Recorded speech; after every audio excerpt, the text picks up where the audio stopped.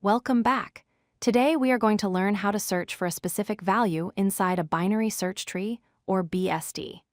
This is a fundamental operation that takes advantage of the unique structure of these trees. First, let's quickly recall what makes a tree a binary search tree. The rule is simple. For any given node, all values in its left subtree are smaller than the node itself, and all values in its right subtree are greater than the node. This ordering is what allows us to search efficiently. Our goal is straightforward. We are given the root of the tree and a target value we want to find.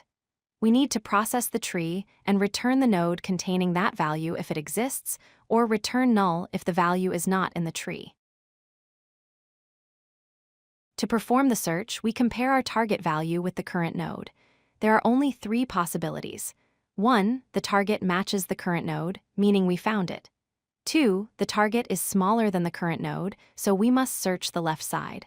Or 3, the target is larger, so we must search the right side. Let's trace this with an example. We want to find the number 4. We start at the root, which is 8. Since 4 is less than 8, we know the value cannot be on the right side. We proceed to the left child. Now we are at the node with value 3. We compare our target, 4, with 3.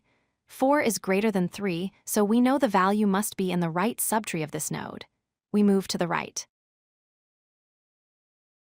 Wait, looking at the previous example, if we were searching for a value that did not exist, like searching for 4 in a tree where the path leads to a dead end, we would eventually hit a null pointer. If we reach a null space and haven't found our target, we can conclude the value is not in the tree. Here is how we translate that logic into code. This is a recursive approach. We check the base case. If the root is none or matches our target, we return the root. Otherwise, if the target is smaller, we call the function on the left child. If larger, we call it on the right child. The time complexity depends on the shape of the tree.